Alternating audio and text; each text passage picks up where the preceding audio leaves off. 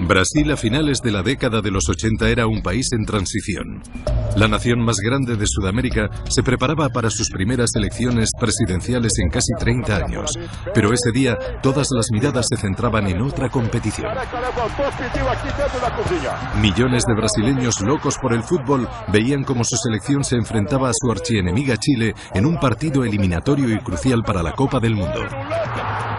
Ese partido era muy importante, porque si Brasil perdía, quedaría eliminada por primera vez en la historia de la Copa del Mundo.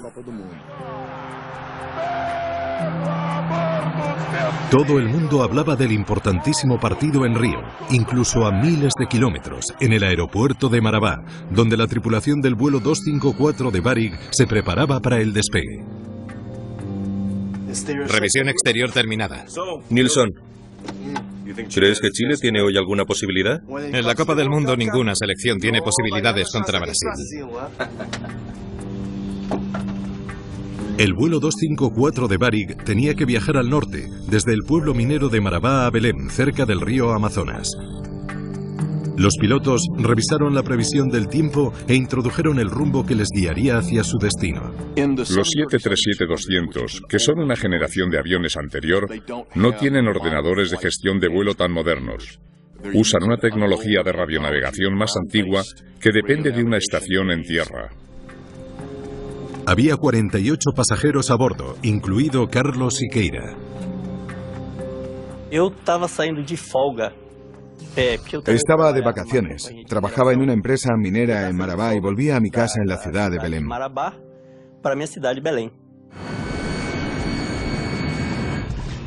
Vamos allá.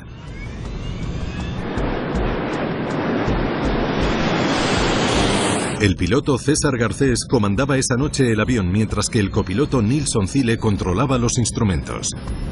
V1. Rotación. A las 5:35 de la tarde el Boeing 737 despega de la pista. Era un vuelo bastante rutinario y el día estaba despejado. Las condiciones climáticas no influyeron. No tenían ningún motivo para estar preocupados por nada. El vuelo debía tardar menos de una hora. Como trabajaba en Marabá, cogía ese vuelo cada 20 días. Tras 23 minutos, el sistema de gestión de vuelo le indicó al piloto que se estaban aproximando a Belém. El avión tenía un sistema de gestión del rendimiento en el que se podía introducir la distancia al lugar de destino para así ayudar a optimizar el gasto de combustible. Parece que ya casi estamos. Los pilotos intentaron contactar con los controladores en tierra. Torre de Belém. Varig 254. Permiso para descender. Sin embargo, no obtuvieron respuesta alguna de la torre. Torre de Belém. Varig 254. Torre de Belém. Nos reciben.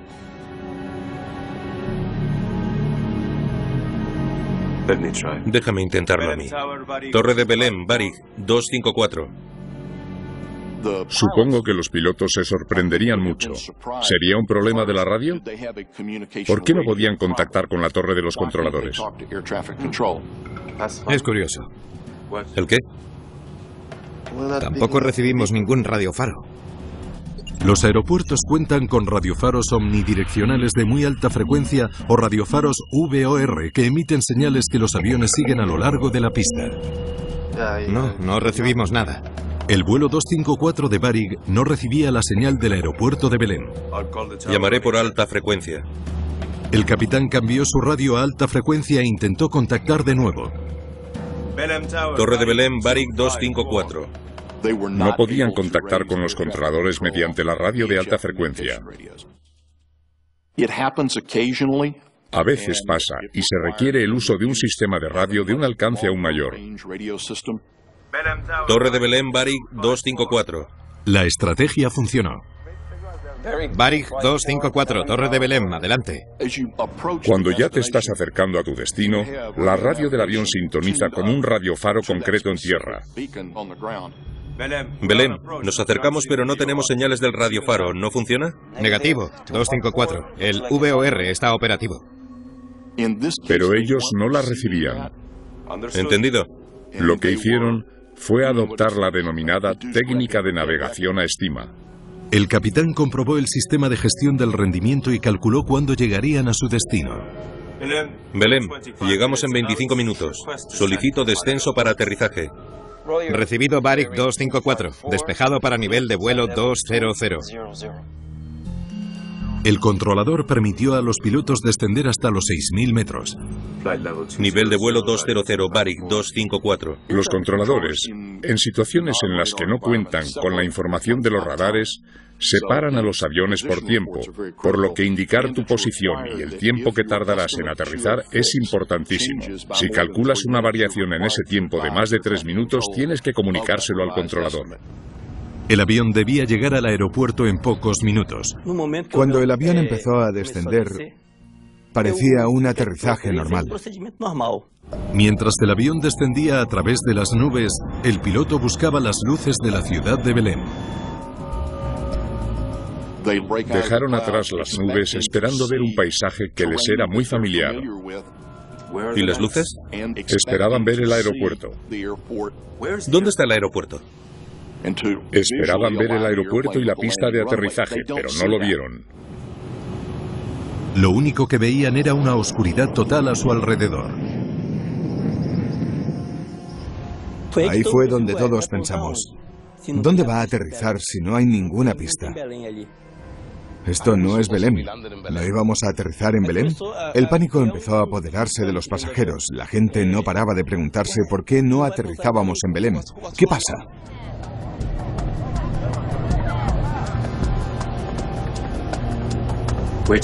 Espera, creo que nos hemos pasado el aeropuerto. Los pilotos parecían haber descubierto el problema. El sistema de gestión del rendimiento mostraba que se habían pasado 50 kilómetros de su destino. ¿Damos la vuelta? Sí. Gira a la derecha, rumbo 090. Girando a la derecha, rumbo 090. Los pilotos se dieron cuenta enseguida de que habían cometido un pequeño fallo de navegación. Tenían que encontrar el aeropuerto y continuar hasta aterrizar. El piloto no nos explicó nada, simplemente maniobró y dio la vuelta. Se estaba haciendo de noche. Belém, estamos muy cerca. Solicito descender más hasta nivel de vuelo 40. 254. Despejado para descenso a nivel de vuelo 40. El controlador permitió al avión descender más, a 1.200 metros. El piloto esperaba aterrizar en Belém en 5 minutos.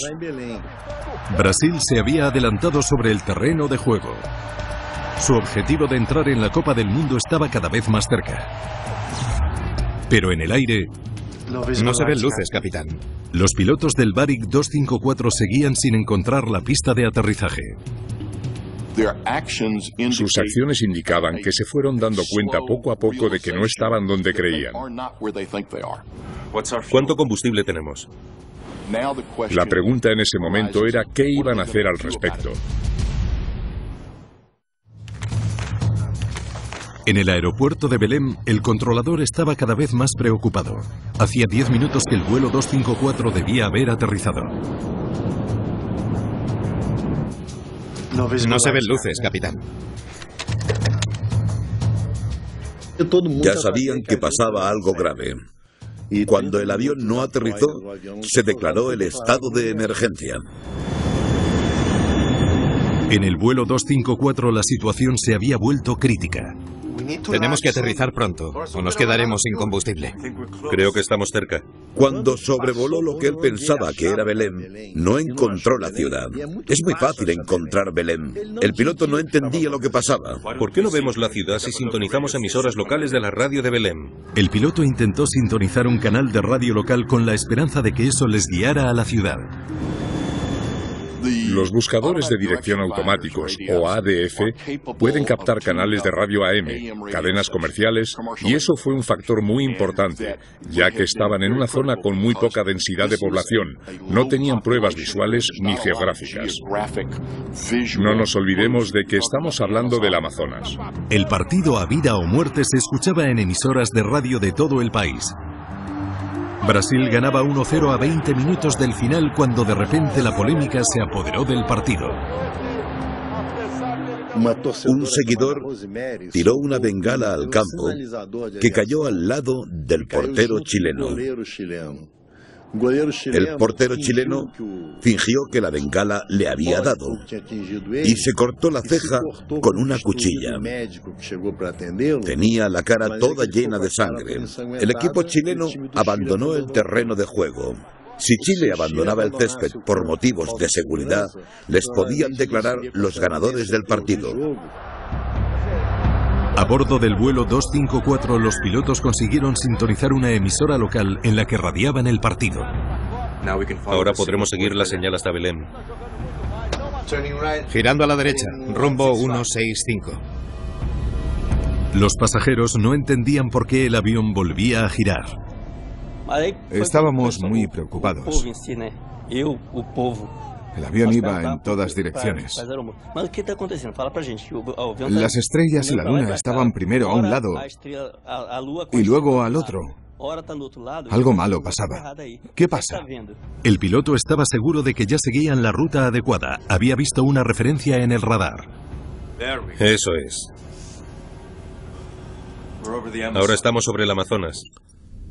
Belém está cerca de la desembocadura del Amazonas. Siguiendo el río deberían llegar a la ciudad, pero poco después ocurrió un grave problema.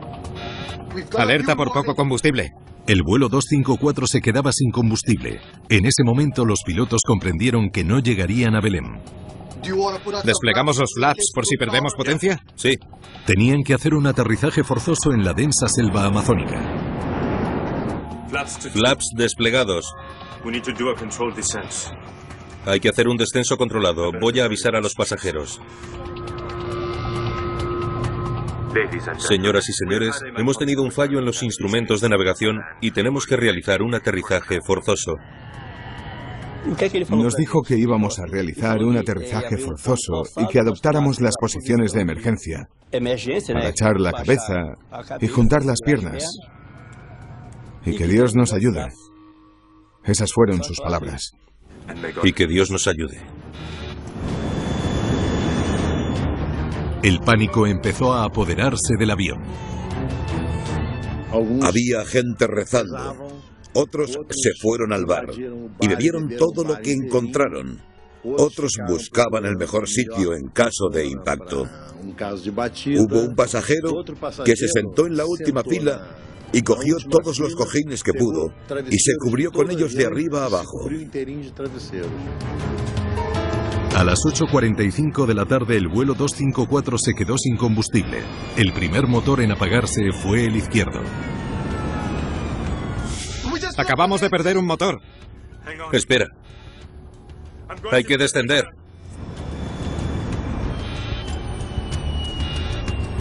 El otro también. Sin el segundo motor, el avión de 37 toneladas se acercaba cada vez más y más al suelo.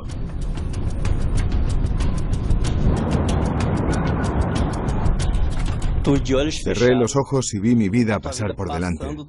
Pedí perdón a Dios por todas las cosas malas que había hecho en la vida. El inevitable impacto se produciría en cuestión de segundos. Tierra, tierra, arriba. Solo tengo que aterrizar. Despacio y con cuidado. Después empezamos a chocarnos contra las copas de los árboles. Ahí es cuando temí lo peor.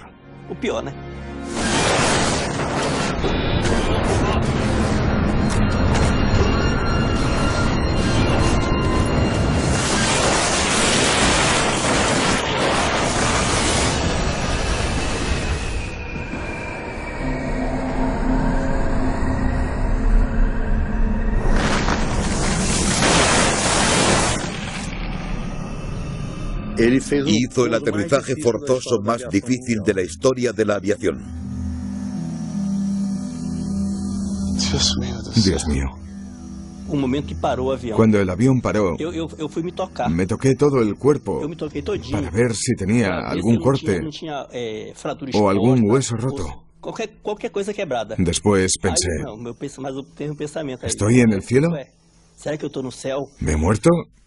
¿Y estoy ya en el cielo? De las 54 personas a bordo entre pasajeros y tripulación sobrevivieron 48. Muchos sufrían heridas de gravedad como el copiloto Thiele. Al copiloto Nilsson Thiele se le había clavado una rama y estaba herido de gravedad. Se fracturó una pierna y el hombro. Nilsson, ¿estás bien? El piloto Garcés asumió el control de la situación. Ahora vuelvo a ayudarte. Tengo que ocuparme de los pasajeros, ¿vale? El piloto Garcés no estaba herido. No tenía ni un arañazo.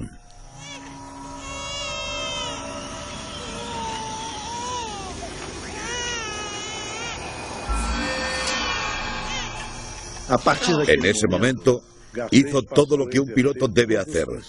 Ayudó a todas las personas que pudo y liberó a todas las personas que estaban atrapadas entre los restos de metal. Te voy a sacar de aquí, ¿vale? ¿Me oyes? Sobrevivir a un aterrizaje forzoso les pareció a los pasajeros todo un milagro, pero para sobrevivir también tendrían que enfrentarse a una nueva amenaza. Estaban perdidos en la inmensa selva amazónica sin comida ni agua y sin saber si les iban a encontrar. Venga.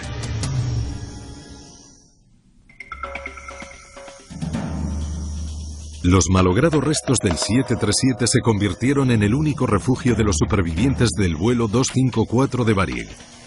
La repentina desaparición del avión en la selva amazónica hizo que las autoridades aéreas brasileñas comenzaran a buscar respuestas. Para ello contaron con el coronel Ronaldo Jenkins, investigador de accidentes aéreos de las Fuerzas Aéreas Brasileñas. Me llamaron y me dijeron que había un avión comercial que se suponía que tenía que haber aterrizado en Belém, pero que nunca había llegado y que nadie sabía exactamente lo que le había pasado al avión.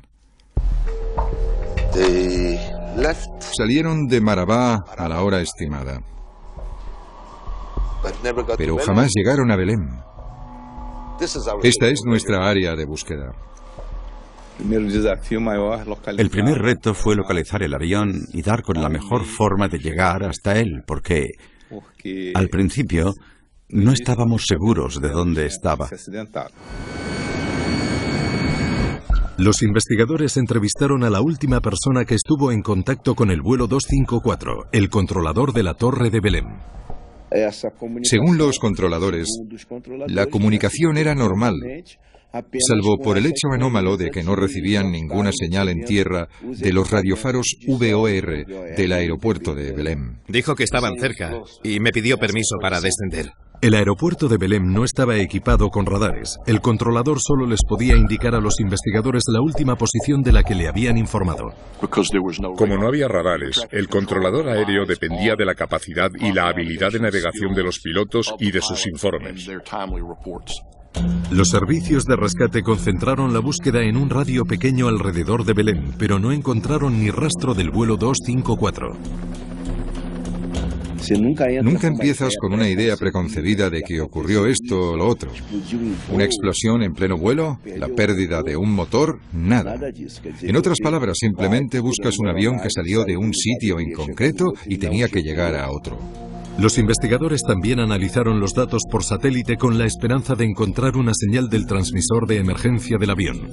Esta radiobaliza se activa después de los accidentes para ayudar a los rescatadores a llegar a los aviones siniestrados.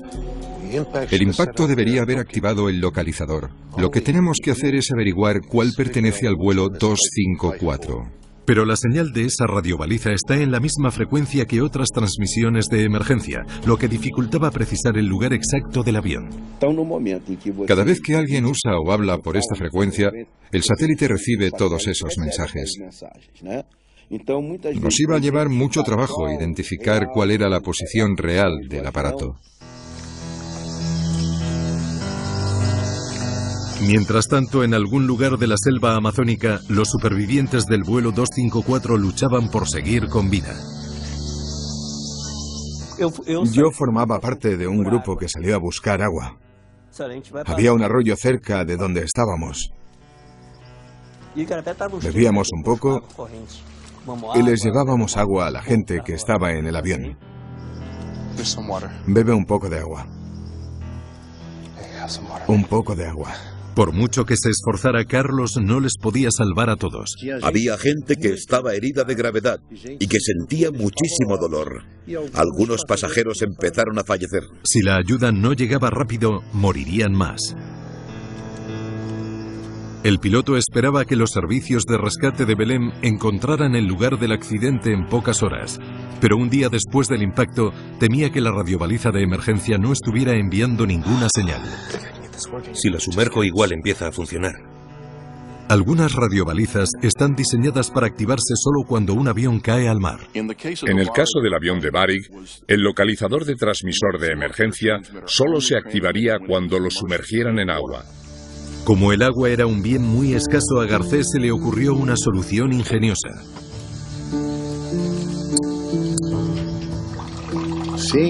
Orinaron sobre él para sumergirlo y ver si así se activaba.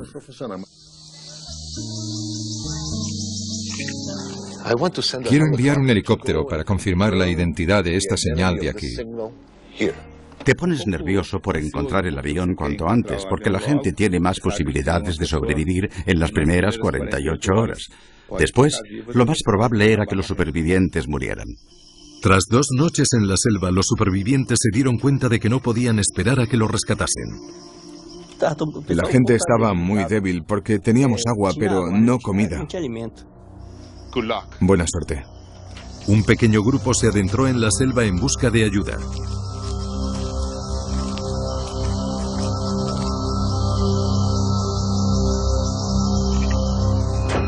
Horas más tarde hallaron una casa. Su horrible pesadilla estaba a punto de acabar. Han encontrado supervivientes. Fue un alivio ver que la situación no era tan trágica. Teníamos la necesidad de saber la localización y empezar a trabajar inmediatamente. Los investigadores se quedaron en shock. ¿Dónde dices que están? El lugar del accidente no estaba cerca de Belém. Cayó justo aquí. Los restos del vuelo 254 se encontraban en la selva a casi 1.200 kilómetros de distancia. ¿Cómo han podido llegar hasta ahí? Nos asombramos muchísimo al ver que el avión estaba en esa ubicación. Muy al sur y muy al oeste de la posición en la que debía estar. Ya sabemos por qué no veíamos la radiobaliza. No estaba cerca del lugar de destino. Mientras los equipos de emergencia se apresuraban para llegar a esa remota localización, los investigadores se enfrentaban a una cuestión urgente. No estaban donde se suponía que tenían que estar. Eso significa que se perdieron durante el vuelo. Lo que les hizo perderse seguía siendo un misterio. El ejército brasileño consiguió llegar a la remota ubicación del vuelo 254 de Varig. A los supervivientes los evacuaron en avión.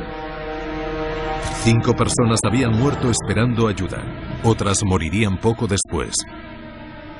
Hubo personas que fallecieron, no por el accidente, sino porque no tuvieron asistencia médica. Muchos pensaban que hubieran muerto si no hubiera sido por el piloto Garcés. Saldremos de aquí. Te lo prometo.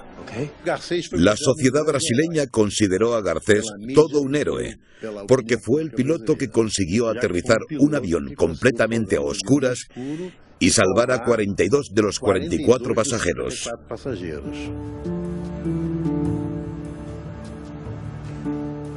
Conozco a este hombre. Es un buen piloto. Hay que descender. Los investigadores estaban desconcertados. ¿Cómo un piloto tan experimentado como Garcés pudo alejarse tanto de la ruta establecida? Cuando trabajé de investigador para Varig, supervisé 2 veces a Garcés. Por lo que pude ver, era un piloto muy disciplinado y extremadamente profesional. Conocía el avión perfectamente y conocía los procedimientos al pie de la letra. Siempre había hecho las cosas bien. Los instrumentos de navegación no funcionaban. Fue muy extraño. Nunca me había enfrentado a algo así. El piloto afirmó que los instrumentos del avión no funcionaban y que se vio forzado a pilotar siguiendo una emisora de radio. Tuvimos que improvisar. ¿Por qué no intentamos sintonizar alguna emisora de radio de Belém? La noticia de que los pilotos sintonizaron una emisora de radio comercial desató una enorme especulación en los medios en los que se dijo que los pilotos podrían haberse perdido al distraerse escuchando el partido. Escuchamos de todo durante la investigación del accidente. Había mucha especulación sin ningún fundamento. Eran acusaciones incompletas y sin pruebas. En pleno Amazonas se descubrió algo importantísimo: las dos grabadoras de vuelo del avión siniestrado. Las grabadoras de datos de vuelo contenían información detallada de la trayectoria del avión. Los investigadores esperaban que tuvieran la respuesta de por qué el vuelo 254 se desvió tanto. En ese momento, dependíamos de las dos grabadoras de datos de vuelo. Los dos pilotos habían sobrevivido, por lo que esperábamos llegar a una conclusión. También recuperaron todos los documentos de la cabina de mando que pudieron. Lo más importante en ese momento eran las cartas de navegación del aparato. Todo. Manuales, registros, cualquier cosa que pudiera haber servido de ayuda o guía a los pilotos durante el trayecto. Todas las frágiles páginas se fotografiaron minuciosamente para evitar estropearlas más. Mientras tanto, los investigadores usaron los datos de la trayectoria de vuelo para reconstruir el rumbo que siguió el avión. Se dirigieron al oeste rumbo 270.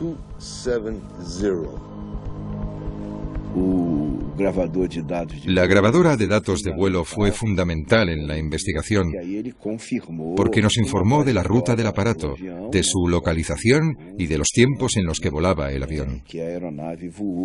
Pero los datos de vuelo planteaban un panorama confuso. En lugar de dirigirse al norte hacia Belém, el avión voló al oeste en la dirección equivocada durante todo el trayecto. Volaron en la dirección equivocada todo el rato. Saber por qué el avión volaba tan lejos de la ruta establecida se convirtió en la cuestión central de la investigación. ¿Por qué? Un sistema de navegación estropeado podría explicar el error. Pero cuando los investigadores intentaron conseguir más información de los pilotos, se encontraron con un obstáculo inesperado. La Unión de Pilotos envió a Garcés y a Cile a Río de Janeiro, negando los interrogatorios de los investigadores durante varios días. La Unión pensó que los investigadores acusaríamos a los pilotos del accidente. En ese momento, las únicas palabras que podían escuchar de los pilotos eran las recogidas en la grabadora de voz de la cabina. Vamos a escucharla. Acabamos de perder un motor.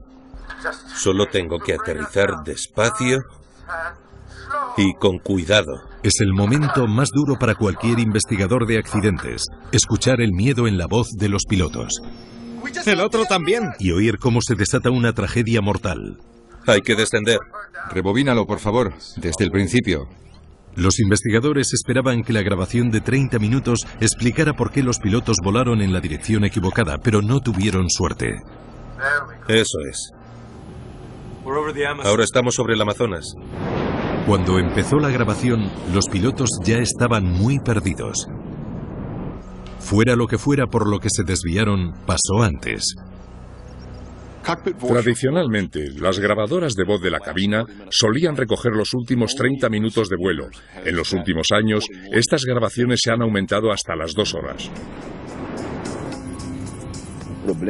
El problema empezó en los primeros instantes del vuelo. No tenemos grabaciones de ese momento por las limitaciones de tiempo de la grabadora de voz de la cabina.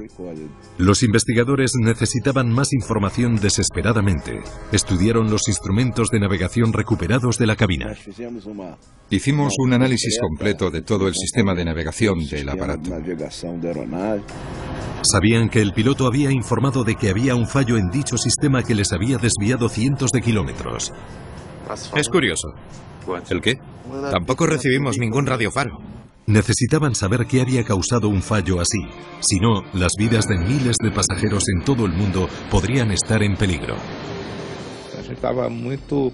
Estábamos muy preocupados porque había al menos 30 aviones del mismo modelo operando en Brasil. Lo que le había pasado a uno les podría pasar a los demás. La presión a la que estaban sometidos los investigadores era enorme. Los investigadores barajaban la posibilidad de que el sistema de navegación del vuelo 254 fallara y eso los desviara de su ruta.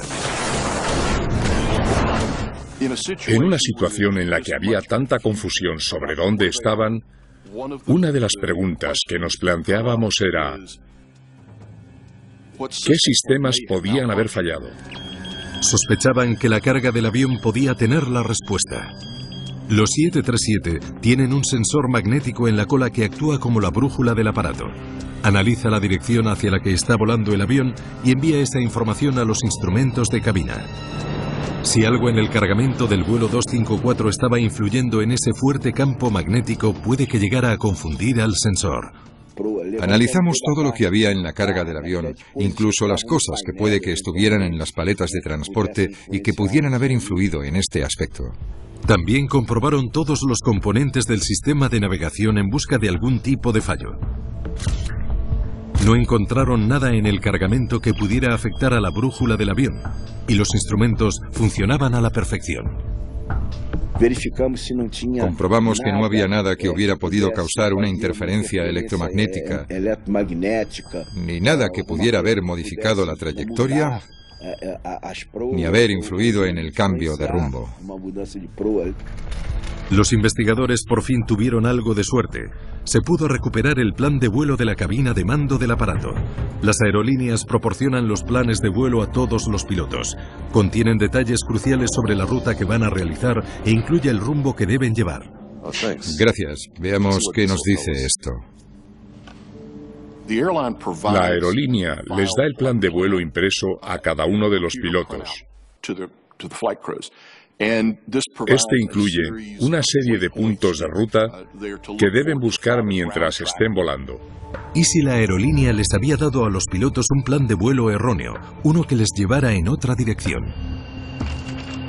Esta podría ser la pista que estaban esperando. Creo que sé lo que hicieron mal. Un análisis a fondo del plan de vuelo arrojó más luz al asunto. En este caso en particular, era muy inusual que el plan de vuelo por ordenador de Varig tuviera 4 dígitos.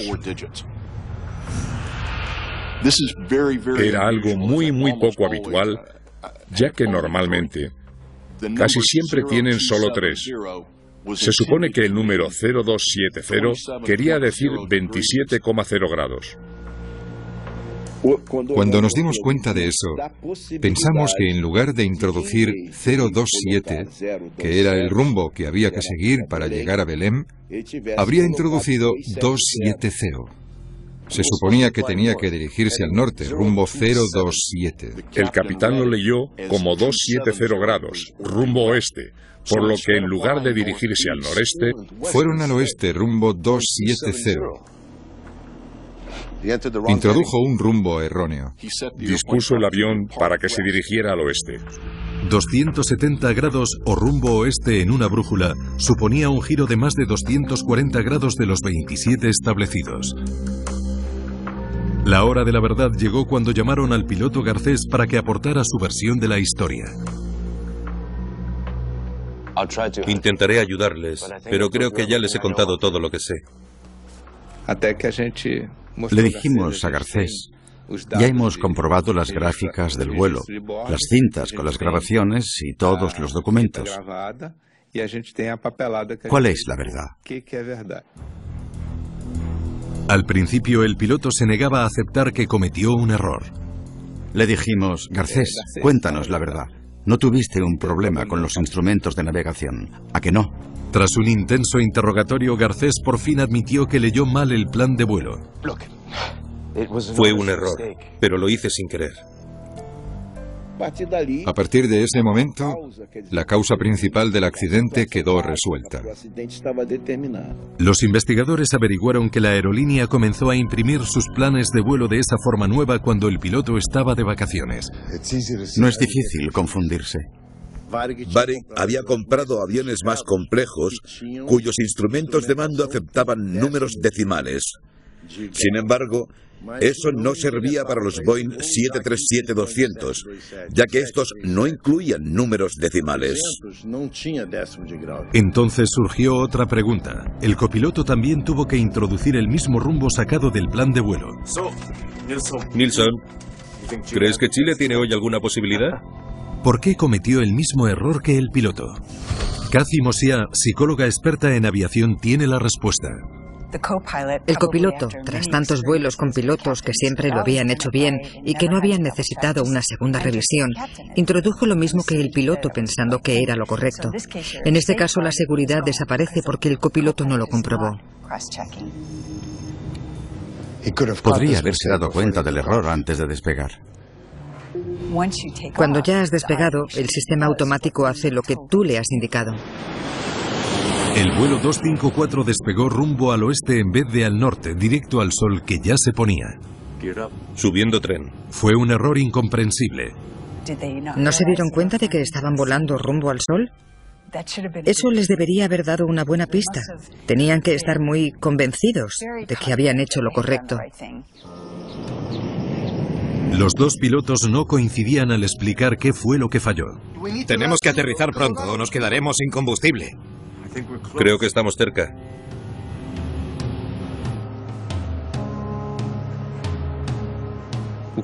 El copiloto intentaba protegerse, insinuando que él lo había hecho todo bien y que era Garcés el que se había equivocado. El error de navegación original fue del piloto, pero el fallo de no comprobarlo después fue del copiloto.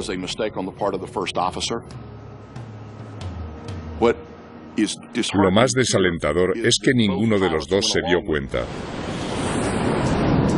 Ya estaba claro que el vuelo 254 volaba en la dirección errónea desde que despegó. Un error del que sí se dieron cuenta algunos pasajeros. Confiábamos en la persona que estaba al mando, en el piloto. Al menos 3 pasajeros informaron a los auxiliares de vuelo de que el avión estaba volando en una dirección equivocada, pero los auxiliares pensaban que el capitán sabría más del asunto que ellos mismos y no avisaron a Garcés de que la dirección no era la correcta. Pensamos que en el aire el piloto está al mando de todo, así que... Pero lo que el piloto hizo a continuación convirtió su error en una catástrofe.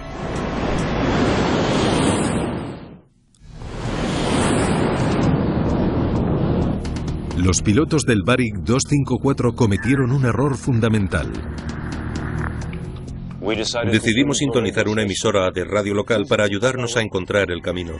En lugar de pedir ayuda por radio, intentaron volver a la dirección adecuada sin admitir su error. Su orgullo le impidió pedir ayuda a sus compañeros de profesión. El aterrizaje hubiera sido mejor.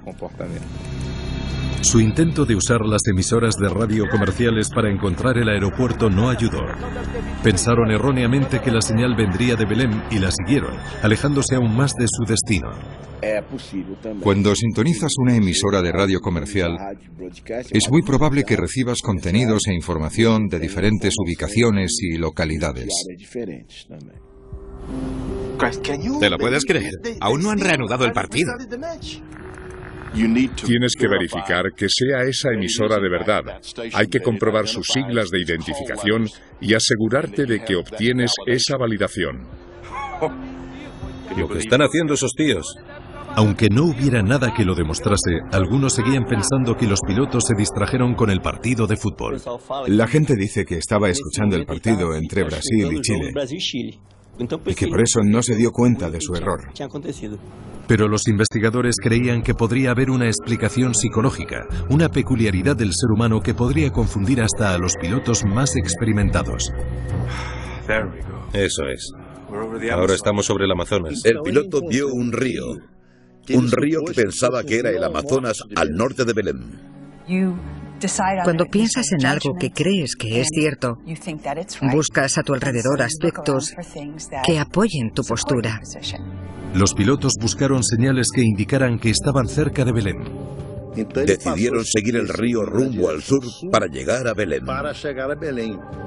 Pero el río que vieron no era el Amazonas. Era el Xingu, un río a 1000 kilómetros al sudoeste de Belém. Siguieron el río equivocado. ¿Cómo pudieron confundirse tanto durante tanto tiempo? Los investigadores concluyeron que los pilotos estaban inmersos en el denominado sesgo de confirmación, la tendencia a favorecer la información que confirma las propias creencias o hipótesis. Creo que estamos cerca. El llamado sesgo de confirmación es una de las tendencias más comunes a las que todos estamos sujetos a la hora de tomar decisiones. Lo traicionero es que no solemos reconocer que eso es lo que nos está pasando. Cuando vi el río lo tuve claro, sabía que nos estábamos acercando a Belém. Esto demuestra que cualquiera puede caer en alguna trampa a la hora de decidir y que hasta los expertos tienen que estar siempre alerta. En más de 3 décadas dedicado a la investigación aérea, este es uno de los accidentes más inusuales de los que he oído hablar. El informe del accidente culpaba a ambos pilotos del desastre. Según se fueron conociendo los detalles del accidente y se supo que había cometido un terrible error, el piloto pasó de ser héroe a villano. Ambos fueron hallados culpables por su negligencia y condenados a hacer servicios por la comunidad. El informe también incluía al controlador de Belém por no dar la voz de alarma antes. Al controlador de la Torre de Belém le interesaba bastante el partido entre Brasil y Chile de la Copa del Mundo. Tenía una oreja puesta en la radio y con la otra prestaba atención al vuelo. 254, despejado para descenso. Debería haberse dado cuenta de que había un problema cuando el avión solo se podía poner en contacto con ellos por radio de alta frecuencia. Un indicio bastante claro de que el aparato se hallaba a mucha distancia. Todo el mundo comete errores. No podemos evitar cometerlos, pero la forma de enfrentarse a ellos es ser consciente del peligro, intentar detectarlos si ocurren y buscar una solución. Creo que estos 2 pilotos no pudieron mantener los altos estándares de calidad que se les exigen a los pilotos profesionales. No cumplían con los requisitos necesarios en ese sentido. Tras el accidente del Varig 254, la aerolínea cambió sus planes de vuelo, indicando con claridad la cifra decimal. También mejoraron la formación de los pilotos. El Sistema Nacional de Radares de Brasil se modernizó y expandió hasta cubrir todo el país, haciendo que fuera mucho más difícil que un avión desapareciera. Brasil no consiguió pasar a cuartos de final de la Copa del Mundo de 1990, cuyo ganador fue la República Federal de Alemania. El escándalo del partido entre Brasil y Chile se va olvidando con el tiempo, pero el legado del vuelo 254 perdura hoy en día. Es uno de esos casos en los que analizar y comprender lo que hicieron los pilotos puede servir como un gran ejemplo que nos ayude a no cometer esos mismos errores en el futuro.